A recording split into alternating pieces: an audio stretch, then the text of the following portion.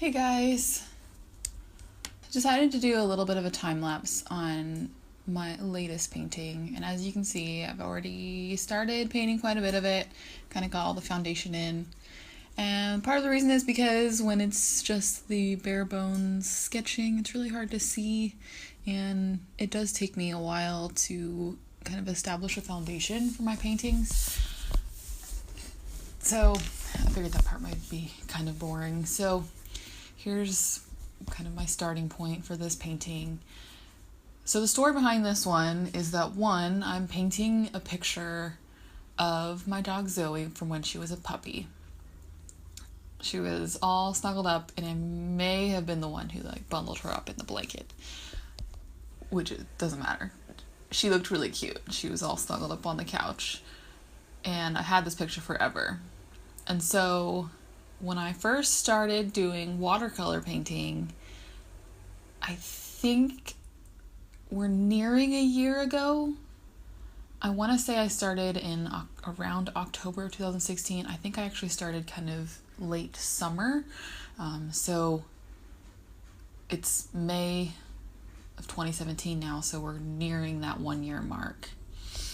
And so I did a painting of that photograph, and it's been sitting on my fridge this whole time. It's not a great painting at all.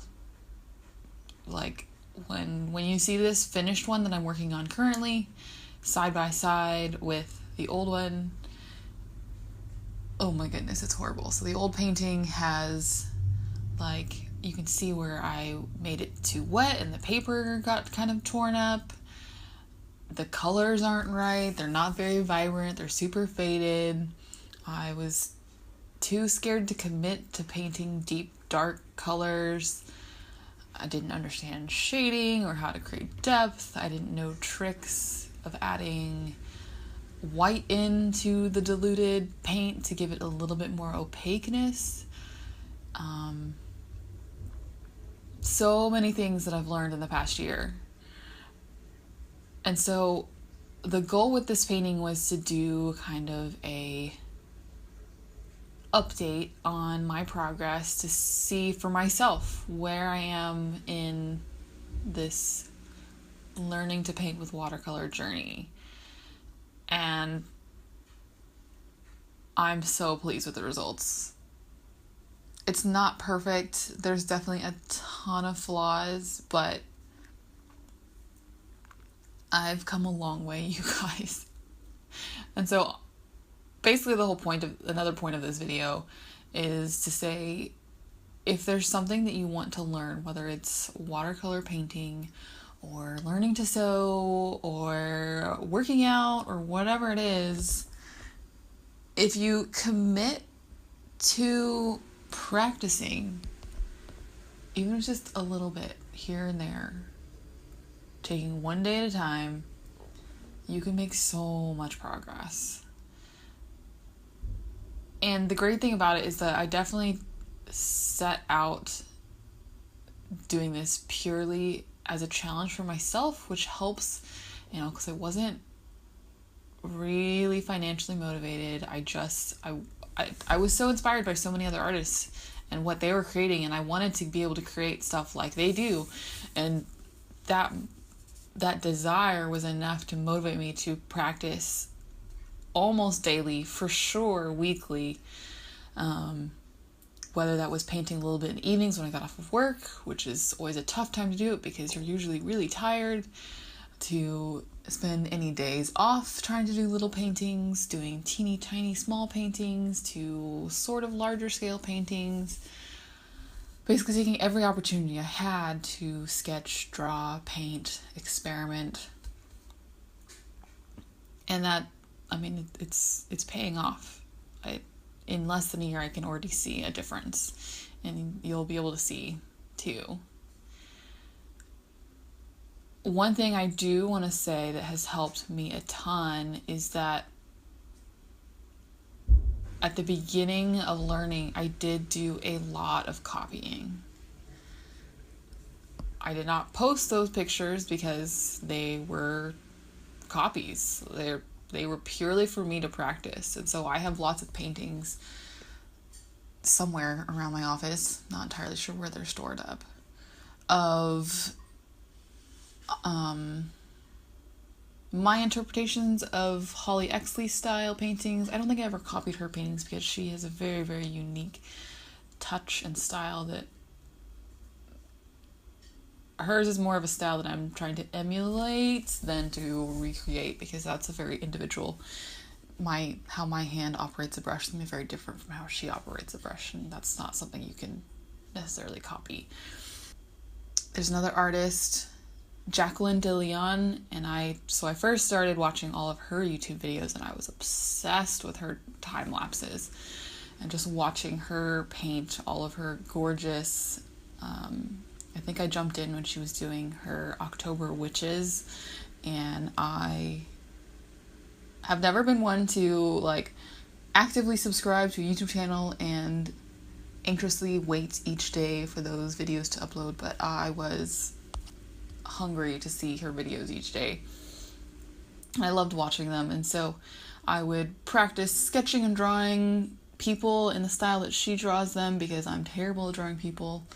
I'm still working on that. And then around Halloween, I kind of did my own recreations of a couple of her diorama, I guess you would call them, her kind of more scenic paintings, a couple that she did, a bunch of skulls, stuff like that, just because I love the look and style of those.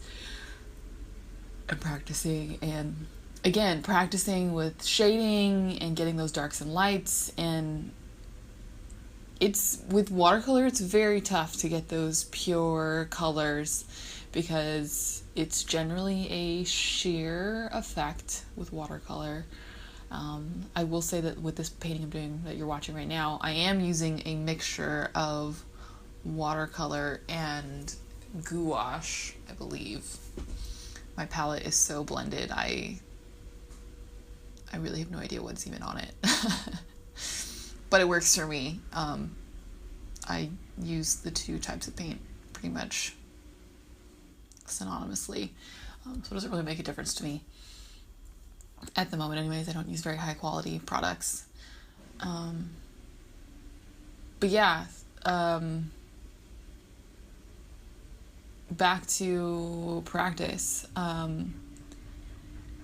I always got annoyed before I started with people that were like, oh, daily practice, do a drawing a day, do a sketch a day.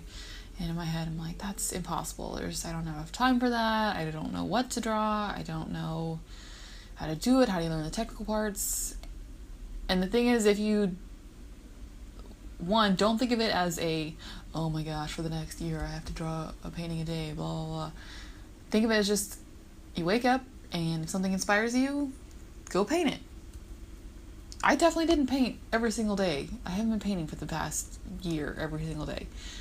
It was really nice to sit down and do a daily practice of painting and sit down and practice and see progress. And each time I sat down and paint, think about what I'm painting and what it is I wanted to practice. Whether it was practicing painting faces, practicing shading, practicing getting those color nuances. This is probably my second favorite finished piece. Most of my pieces up to this point I've been kind of lackluster about. The first one I was impressed with myself by was my painting of our friend's dog Ruka, and she's a very dark fur dog. She's basically black depending on what lighting you're in, but she has these really subtle brown tones that she shimmers gold in sunlight. It's kind of magical, but that's something that I was completely flabbergasted as to how to capture in a painting. And I sat down a while back and just tackled it piece by piece, almost like a color by number in my mind. And it turned out so good. And using that mentality and not trying to see the full picture and just seeing it as little tiny nuances, it gave me a whole new perspective on how to approach paintings and color. and finishing a piece. And so using that, I was able to finally tackle painting my dog Zoe, because she's been my challenge forever because of all of the fur. I haven't understood how to capture all of the fur without it looking like this sketchy chicken scratch look. And so this piece right here is the first time I've been like, oh, okay, you don't have to catch every single little hair, subtle little marks, things here, things there. And I will say I've learned a few tricks as far as, since my goal is to practice the painting part and not necessarily the drawing part, because drawing and sketching the foundation of a painting could be a whole nother practice in itself. So I will admit right now for sure that I took this photograph in particular, outlined it in Illustrator by hand using a tablet, printed that out and traced it with pencil onto the watercolor paper to then fill in with the paints. Granted, the outline was a very, very, very minimal outline, bare bones shapes. I like all of the lines that are in the blanket, all of those were from me just looking at the photograph. I did not draw each of those little things because those are very nuanced, and just drawing lines would have made it turn out not quite accurate. So yeah, that's something that if you're also trying to learn watercolor is a handy trick. It took me a while to feel okay with tracing because I can still hear my art professor's voice, Todd Lowry, in the background of my mind going, no tracing. What are you doing? I'm sorry, Todd, if you're watching this. But I will work on the drawing still. That is a separate project to work on. For now, it's tackling painting. And so this piece is almost done. As you can see, I'm adding just little details, doing little minimalist shadow lines of the little hairs. And then in a second, you're gonna see kind of the side-by-side of the finished painting, the original painting that honestly, I had a visceral reaction when I saw the two side by side. It's horrible. I'm not gonna let myself throw it away because I need it as that blue gray washed out. I also didn't trace that one. I definitely just sketched it. So I will say the sketching was all right, but the drawing that painting is awful. It's absolutely awful. And seeing the progress, seeing how much I've grown in less than a year is so motivating. It's so motivating. I highly recommend this as a challenge. When you're starting out, do a painting of something you love that you know that you're going to treasure forever, and you'd be willing to paint again, and paint it again in a year, or 3 months, or 3 years, or however long it takes you to feel like you've progressed, and keep each of those as a progression. So there you go. There's the picture. That's our little Zoe. And the finished painting. I might actually frame this one.